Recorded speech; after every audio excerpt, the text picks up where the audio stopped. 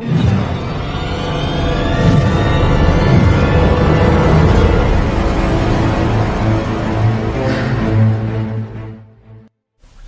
او نیک احترامات، زه اشرف خان یو ور بیا راغلاست درته ستاسو خپل چینل ایوا ټیک ته. د نن څخه وروسته هر شنبه او سه شنبه به زه د ورډ پروګرام ویډیو راپلوډ کوم او دغسې د اکسل پروګرام ویډیو به د یک شنبې او چهارشنبې په ورځ خپل یوټیوب چینل ته اپلوډ کوم. هغه ملګري چې غواړي ورډ او اکسل پروګرام په اډوانس لیول باندې زده کړي هغه دې زما چینل سبسکرايب او څنګ ته دغه بیل ایکن دې ووهي. د دې یو فایده دا ده چې زموږ هر نوی راتلونکي ویډیو نوټیفیکیشن او یا هم میسج به تاسو درځي. اول به ورډ پروګرام وپېژنو چې دوی څه شي او د چی لپاره موږ استفاده ځینې کوو. ورډ پروګرام خپله موږ د لیکنې دپاره استفاده ځینې کوو. د لیکنې دپاره استفاده ځینې کوو. دی خپله د ایم ایس اوفیس د جملې څخه د ایم ایس اوفیس خپله په شپږ پروګرامو باندې مشتمله دی. اول پروګرام یې ورډ دی، دغسې اکسل، پاور پوینټ، ایکسس، پبلیشر، آوټلوک دغه شپږ پروګرامو څخه ایم ایس اوفیس جوړ شوی دی. ایم ایس اوفیس خپله د دفتري کارو دپاره موږ استفاده ځینې کولی شي. دغه ټول هغه پروګرامونه دی چې موږ په دفتر کې استفاده ځینې کوو. اول پروګرام یې ورډ دی چې نن یې زه تاسو ته وایم. ورډ پروګرام کې تاسو کولی شئ چې لیکنې وکړئ، هغه که نوټسونه یې، که مجلې، هر رقمه لیکنې چې تاسو وغواړئ تاسو یې کولی شئ په ورډ کې وکړئ. بل ایم ایس اوفیس خپله د کومې کمپنۍ د خوا جوړ دی؟ ایم ایس اوفیس خپل د مایکروسافټ کمپنۍ د خوا په 1989 کې جوړ شو. د مایکروسافټ کمپنۍ اونر او یا هم مشر یې څوک دی؟ خپله بیل ګیټس دی. بیل ګیټس د نړۍ شتمن کس هم دی. دی 1.4.9 بیلیونه یو اس اې او یا هم امریکایي ډالر لري. نو دا وه د ورډ لنډه پېژندنه. اول به د ورډ راخلاصولو طریقې وپېژنو. هغه ملګري چې د ورډ انسټالولو طریقه نه دی زده هغه دې لاندې زما سره په کمنټ سیکشن کې شریک کړي. که ډېر ملګرو دغه طریقه نه وي زده نو زه په راتلونکي دا ویډیو هم راپلوډ نو د ورډ پروګرام د راخلاصولو دپاره به تاسو اول په سرچ بار کې ورډ ولیکئ. دا یوه طریقه تاسو کولی شئ د لارې ورډ پروګرام راخلاص کړئ. بله طریقه دا ده چې وینډوز آر ووایي، دلته ورته ولیکئ چې وین ورډ. دا دویمه طریقه ده، هم به تاسو د ورډ راخلاص شي. درېیمه طریقه که غواړئ چې راخلاص یې کړئ کمانډ فارمټ راخلاص کړئ، سی ام ډي چې موږ ورته وایو. دلته ورته ولیکئ چې سټارټ وین ورډ، انټر یې کړئ، هم به تاسو ته ورډ پروګرام راخلاص شي. نو راځو ورډ پروګرام ته. د ورډ پروګرام د سر لیکې ته ټایټل بار ویل کېږي. ټایټل بار خپله د ټایټل خپل د عنوان په معنا دی او بار لیکې ته ویل کېږي. دې څنګ ته که تاسو دغه بټن وینئ دې ته کویک اکسس ټول بار ویل کېږي. د دې لارې تاسو کولی شئ چې یو شي ته ژر تر ژره لاسرسی ولرئ.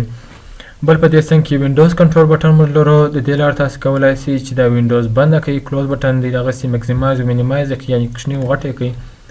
بل مینیمایز دی. مینیمایز لاره تاسو کولی شئ چې لیکنه مو کړې ده نه غواړئ چې دا بنده شي، تاسو کولی شئ د لارې مینیمایز کړئ او دغسې نور کار ورسره اجرا کړئ.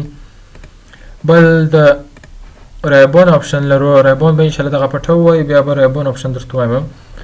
اول دلته فایل ټیب لرو، هوم ټیب دی، انسرټ ټیب، ډیزاین ټیب، دغسې په لیاوټ ټیب دی.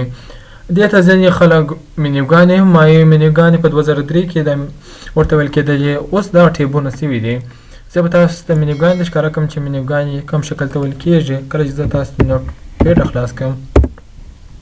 دلته که تاسو دا شکل وینئ دا ته منیوګانې ویل کېږي. ګورئ، فایل منیو، ایډیټ منیو، فارمټ منیو. نو دا ته ټیبونه ویل کېږي. نو دې ته ټیبونه ویل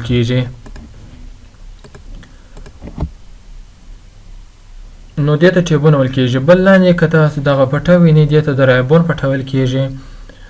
په رایبون پټه کې بیا موږ کمانډونه لرو.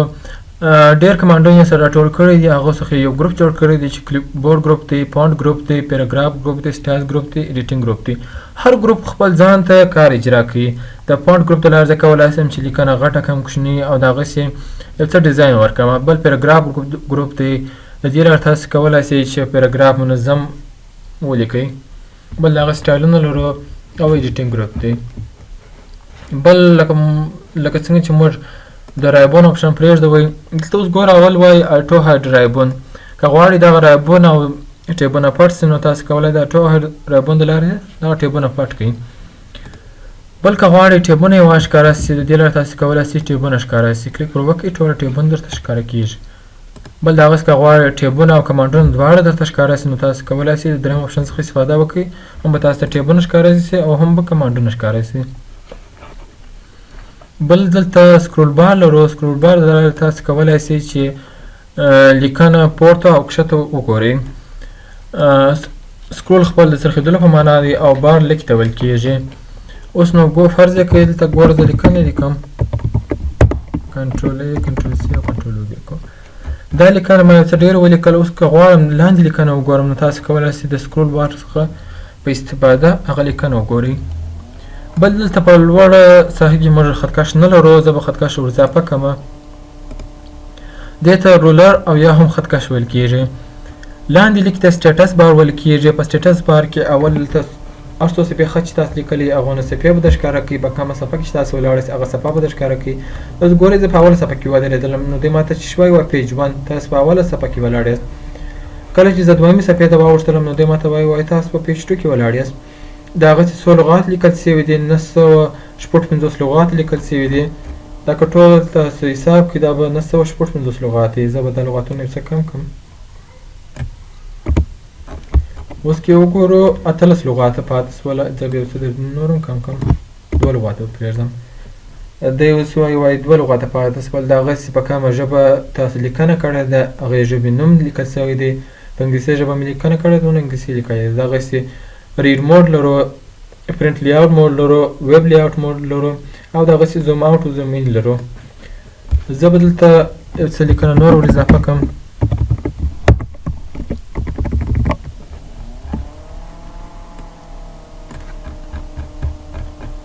اوس که غواړئ دا د کتاب په شکل وګورئ نو تاسو کولی سئ د ریډ موډ څخه په استفاده د کتاب په شکل یې وګورئ.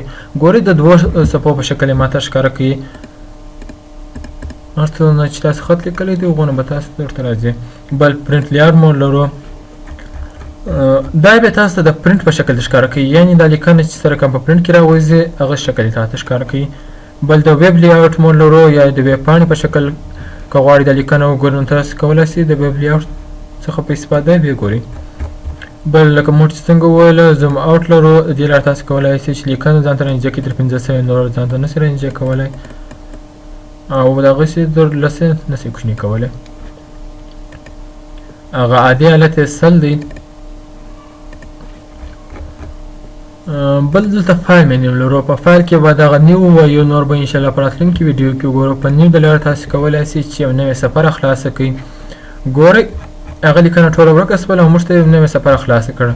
د نوې صفحې را خلاصولو اسانه لاره دا ده چې تاسو کله کنټرول ان ووایئ نو داسې به یو نوې صفحه خلاص شي. ګورئ زه پر دا ځای ولاړ یم دا لیکنه مې ولیکل کنټرول ان کوم هم ماته نوې صفحه خلاص شوله.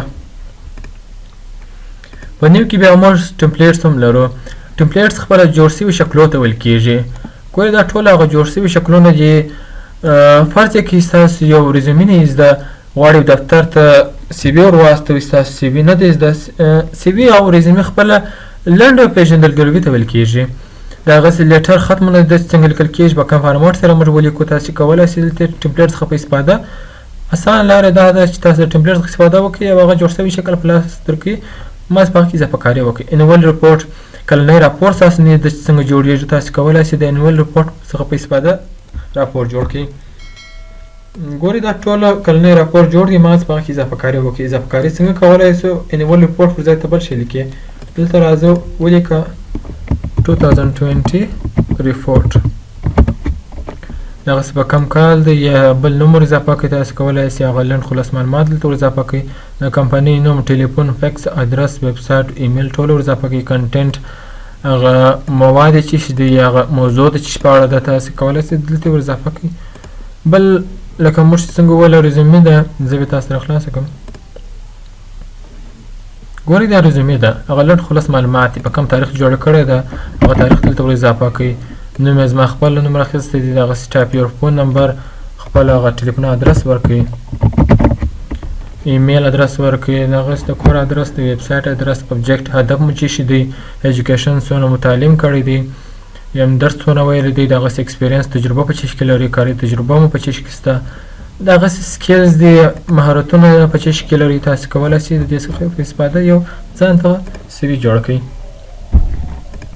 نو دا ټول هغه جوړ شوي شکلونه دي که په دې درس کې تاسو کومه پوښتنه درلودل نو زما سره لاندې په کمنټ سیکشن کې شریک کړئ انشاءالله زه به ستاسو کمنټونو ته ډېر ژر جواب وایم